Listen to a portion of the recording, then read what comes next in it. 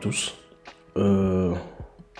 Aujourd'hui, nous sommes le samedi 9 mars et comme vous le savez tous, nous faisons, n'est-ce pas, l'analyse du marché de l'or chaque week-end et tout en rappelant, n'est-ce pas, ce qui s'est passé la semaine dernière et essayer un peu de faire le débriefing de nos hypothèses que nous avons émises. Et ensuite, en plus de cela, nous faisons, n'est-ce pas, nous essayons de prédire, n'est-ce pas, la direction qui prendra le marché dans le futur, c'est-à-dire la semaine prochaine.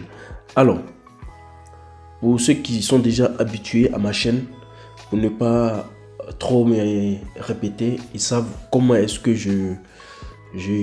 j'opère, n'est-ce pas, sur ma chaîne.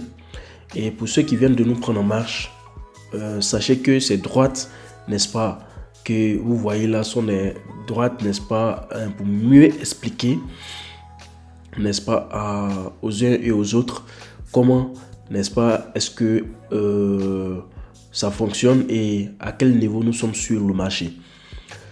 Mais en réalité, plus vous prenez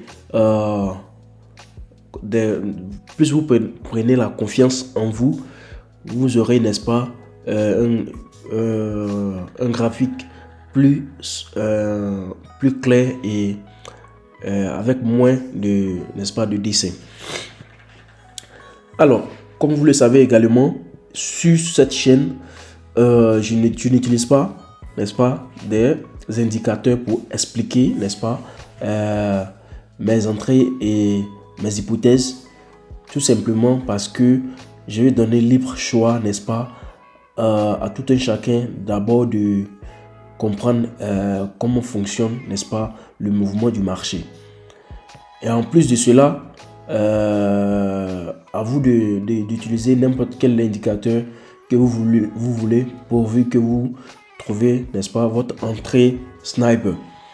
Alors, très rapidement, nous allons aller sur le graphique et vous allez remarquer que la semaine dernière, du lundi mars au 8 mars, voici le mouvement qui s'est passé sur le marché.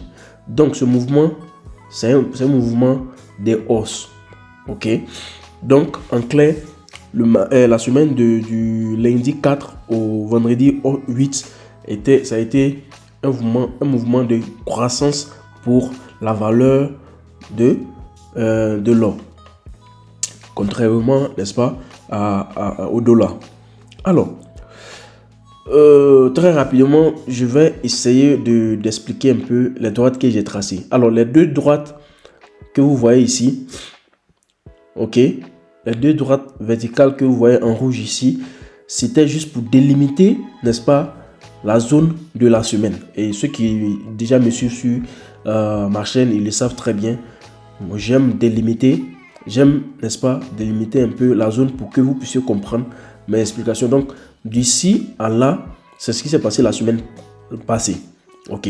Alors, en ce qui concerne les droites jaunes, ok, les droites horizontales jaunes, c'était, n'est-ce pas, des droites que j'ai tracées dans le passé pour, n'est-ce pas, vous montrer les zones de résistance, ok, les zones de résistance ou de support du passé, ok. Alors, dans le futur, ces zones-là également devaient plus ou moins constituer zone de résistance ou support, ok. Donc, en ce qui concerne la semaine dernière, vous allez voir que bien avant la semaine dernière, la semaine surpassée, ok, le prix s'est arrêté à ce niveau, ok. Donc, dans l'hypothèse, l'objectif, c'était quoi? C'était que le prix, n'est-ce pas, cassait ces deux droites jaunes là et le prix se mettait en haut, ok, pour, n'est-ce pas, espérer une hausse, ok. Et cela ne s'est pas fait, n'est-ce pas, la semaine surpassée. Alors, la semaine passée, le marché s'est ouvert juste en dessous de notre droite, n'est-ce pas? Notre droite jaune horizontale. Et aux environs de 14 heures, ok, aux environs de 14h30, comme vous le savez tous, aux environs de 14h30, il y a beaucoup de mouvements sur le marché de l'or. Donc, c'est en ce moment-là qu'il y a eu n'est-ce pas, il y a eu fissure, n'est-ce pas, des deux droites jaunes que nous avons tracées. Alors, dans mes hypothèses, ok, il a juste dit, si jamais, et cette flèche jaune, cette flèche blanche peut attester cela, si jamais le prix, n'est-ce pas, cassait ces deux droites jaunes, ok, automatiquement, on pense déjà à la hausse. Et pour cela, il faut aussi avoir l'idée que le prix pouvait faire un backtest. Mais sur ce schéma, vous allez voir que le backtest n'a pas été fait directement sur nos droites jaunes, mais un peu plus loin, ok, un peu plus loin, et ça ne s'est plus retourné et à continuer la hausse, comme la flèche, n'est-ce pas, ici nous indique la hausse, ok. Et en dessous, vous allez voir que j'ai mis une note ici, voilà, c'est-à-dire l'hypothèse non réalisée. J'ai dit au cas où le prix arrivait à ce niveau-là, ok, il pouvait avoir un backtest sur, n'est-ce pas, cette zone-là, ok, et cela pouvait se passer durant toute la semaine. Mais et nous avons remarqué qu'il n'y a pas eu, n'est-ce pas, ce mouvement-là. Donc, du coup, ces deux flèches-là sont, n'est-ce pas, ne sont pas à respecter. Donc, du coup, l'hypothèse que nous avons mis ici de la hausse est valide. Alors,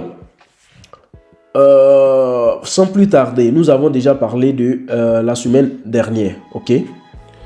Et nous allons très rapidement penser, n'est-ce pas, nous allons très rapidement penser au mouvement, n'est-ce pas, de la semaine prochaine. Ok? Alors, pour cela, nous allons très rapidement délimiter, n'est-ce pas, notre zone de travail, c'est-à-dire du lundi 11 mars au vendredi, ok? Vendredi 15 mars, ok? Vendredi 15 mars. Alors, tout ce qui va se passer sur le marché la semaine prochaine sera dans cette zone, ok? Alors, la première des choses que nous allons chercher à faire, c'est dans un premier temps de faire, de tracer une droite, ok, qui, n'est-ce pas, va constituer notre zone de repère. Alors, nous avons vu que la semaine dernière, la zone la plus haute que le prix a touché est cette zone-là, n'est-ce pas? Alors, notre objectif, c'est quoi? Que le prix, dans un premier temps, excusez-moi, je vais chercher la flèche, ok. Dans un premier temps, l'objectif, c'est que le prix arrive à ce niveau-là, casse le plus haut des niveaux de la semaine dernière, fait un backtest sur le niveau en cassé et continue en hausse, ou encore le prix arrive à ce niveau de la semaine dernière et n'arrive pas à casser cette zone là et, n'est-ce pas, vient vers le bas, ok. Et si jamais vers le bas il y a cassure, ok, s'il y a cassure de ce niveau là, si jamais il y a cassure de ce niveau là, automatiquement il peut y avoir un backtest pour voir si jamais le niveau peut être cassé, ok. Donc il faut toujours attendre les confirmations dans tous les cas avant, n'est-ce pas, de chercher cette zone là pour toute la semaine, ok. Maintenant, dans le cas contraire également, une fois que le prix arrive à ce niveau là, il peut s'avérer aussi que ça recherche encore ce niveau là, ok, ce même niveau de la semaine dernière. Donc voici les hypothèses, et comme vous le savez très bien, je vous ai toujours dit, chaque hypothèse, ok, est toujours accompagnée d'une confirmation, ok. C'est vrai que le prix prend la direction, mais il faut toujours avoir les confirmations pour entrer, n'est-ce pas, sur le marché en tant qu'un vrai trader, un vrai sniper. Ok? Et cette manière de faire là, de limiter les zones et autres, c'est encore plus efficace pour les scalpers. Ok? Ceux qui font du scalping, c'est encore plus efficace pour eux. Et également plus efficace pour les day traders. Ok? C'est encore plus efficace aussi pour eux. Donc, pour ne pas trop perdre le temps sur cette vidéo, vous le savez très bien, je vais faire un truc très rapidement. Je vais m'arrêter là et souhaiter une bonne journée à tout un chacun de vous, que le Tout-Puissant reste avec vous et qu'il vous accompagne dans vos projets. Mais n'oubliez surtout pas, n'arrêtez jamais le trading. Forcez, un jour ça va aller. Il faut forcer et il faut établir, n'est-ce pas, au fur et à mesure, il faut établir des règles, des conditions à suivre. Et respectez toujours vos règles, respectez toujours vos conditions. Vous verrez, à la fin, vous serez les gagnants. Ok? Pas parce que vous perdez aujourd'hui que vous allez baisser les bras. Il faut apprendre de ces erreurs du passé pour, n'est-ce pas, améliorer le futur. C'est comme ça. Alors, sur ce, je vous souhaite tous une bonne journée. Que le Tout-Puissant reste avec vous. Ciao.